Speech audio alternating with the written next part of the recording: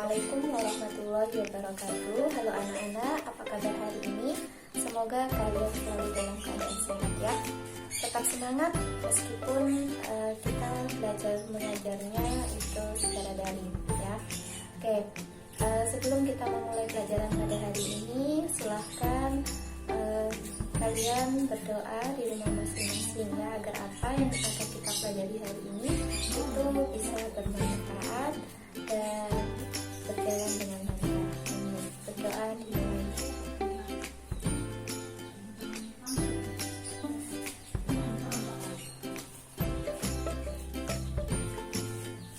Oke, terima kasih. Oke anak-anak, minggu lalu kita belajar tentang apa ya? Ada yang masih ingat? Ya, benar sekali, kita belajar tentang pelaku kegiatan ekonomi.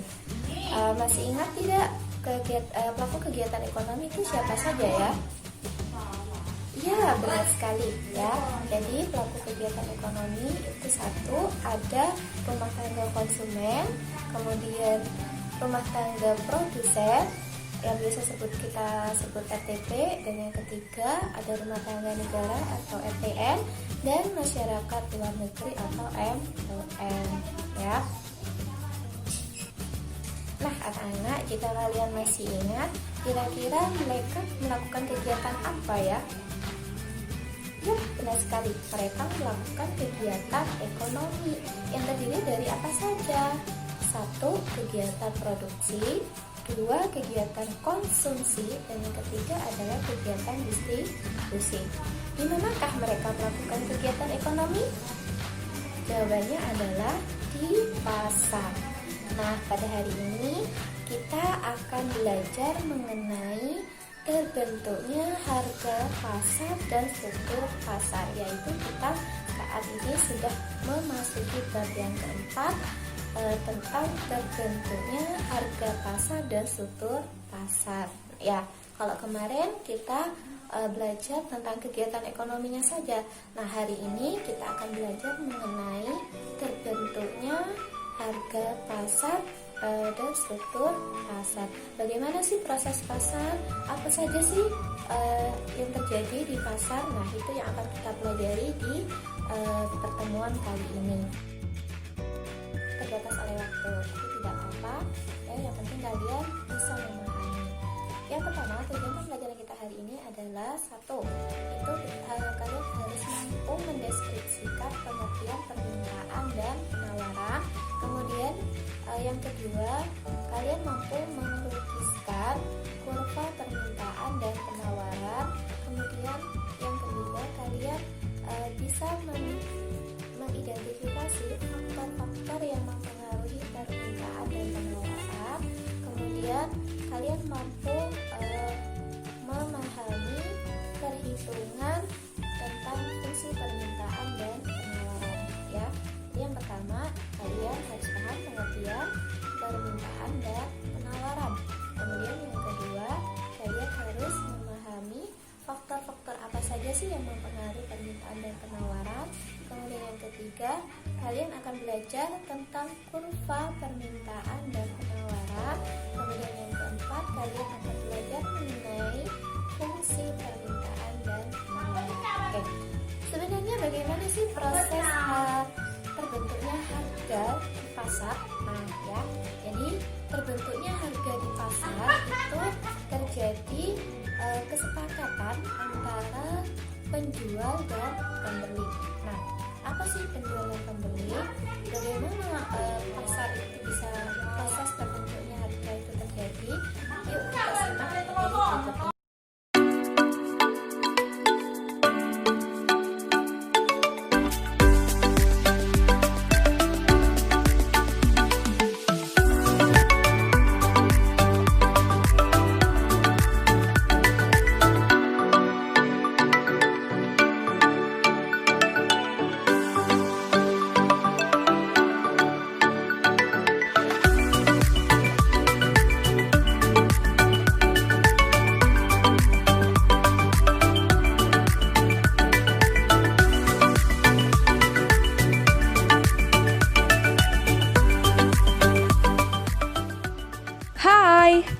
Apakah kalian pernah membeli air mineral?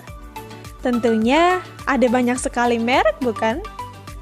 Tapi, apakah kalian tahu mengapa ya harga air mineral A memiliki harga X rupiah dan air mineral B memiliki harga Y rupiah? Sebenarnya dari mana sih datangnya harga itu? Dari sekian banyaknya faktor penentu harga, ada biaya bahan baku, biaya tetap, biaya variabel, penawaran pengusaha, pemasaran, peraturan pemerintah, biaya produksi, permintaan pelanggan, harga pesaing, dan strategi bisnis. Kali ini, kita akan membahas kalian mendengarnya. Jadi, permintaan adalah jumlah keseluruhan barang atau jasa yang ingin dibeli oleh konsumen pada berbagai tingkat harga.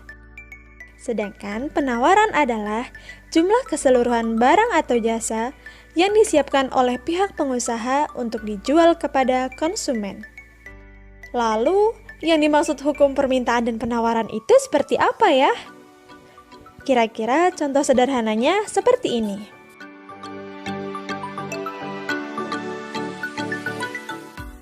Di suatu daerah, terdapat penjual es krim yang bernama Agus. Selain Agus, ada juga nih penjual es. Agus pun berpikir, apa karena harganya yang berbeda ya?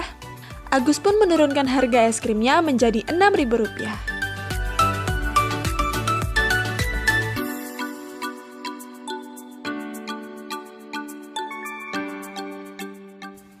Dan benar saja, es krimnya banyak terjual, sehingga stoknya habis karena banyaknya permintaan.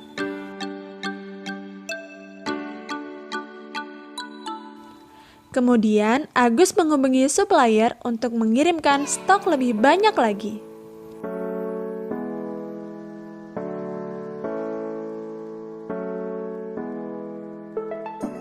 Agus pun menurunkan harga es krimnya menjadi Rp5.000 dengan harapan banyak pelanggan yang akan membelinya.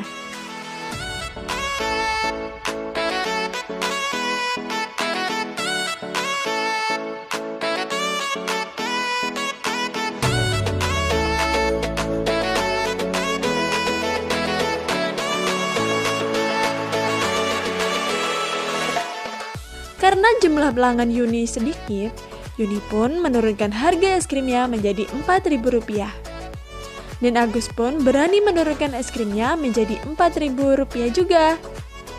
Dan banyak sekali ya peminat es krim yang dijual Agus dan Yuni. Kondisi tadi sesuai dengan bunyi hukum permintaan, yaitu semakin tinggi harga suatu barang, maka akan sedikit jumlah permintaannya. Begitu juga sebaliknya. Apabila dibuat dalam bentuk grafik, hubungan antara harga dan jumlah permintaan akan seperti ini bentuknya. Kondisi ini disebut dengan kurva permintaan. Namun, ada saat kondisi di mana harga arahnya saling berlawanan. Di satu sisi, pelanggan ingin mendapatkan harga yang murah, dan di satu sisi, pengusaha ingin mendapatkan keuntungan tinggi. Titik inilah yang dinamakan dengan titik equilibrium atau titik keseimbangan, yaitu kondisi di mana jumlah barang dan harga yang diinginkan pelanggan sesuai dengan jumlah barang dan harga yang ditawarkan oleh pengusaha. Nah, begitu unik ya proses terbentuknya harga di pasaran. Sekarang kalian sudah tahu kan? Kata-kata motivasi hari ini, orang-orang yang berhenti belajar akan menjadi pemilik masa lalu. Orang-orang yang masih terus belajar akan menjadi pemilik masa depan. Bapak Mario Teguh. Bagaimana anak-anak? Sudahkah kalian memahami materi yang akan kita pelajari hari ini tentang apa? Nah, anak-anak, sebelum kalian mengerjakan LKPD, silakan kalian membentuk kelompok Kenapa harus membentuk kelompok? Agar lebih memudahkan kalian untuk memahami materi yang akan kita pelajari hari ini dengan cara berdiskusi atau bertukar pendapat melalui Google Classroom. Nah, jadi nanti silakan kalian tuangkan hasil diskusi kalian ya mengenai jawaban yang ada di LKPD di Google Classroom sesuai dengan masing-masing kelompok. Oke anak-anak, waktu berdiskusi telah selesai ya.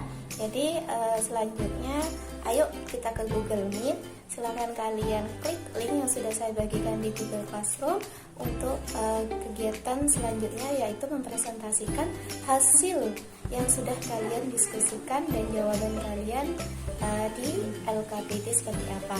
Dan kelompok lain bisa menanggapi.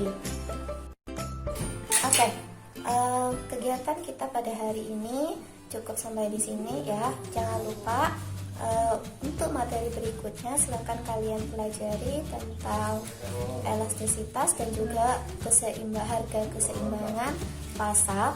Nah, sebelum ke sana kita ambil kesimpulan pada pelajaran hari ini. Kesimpulannya adalah bahwa permintaan dan penawaran itu saling berkaitan dan mereka tidak dapat dipisahkan ya.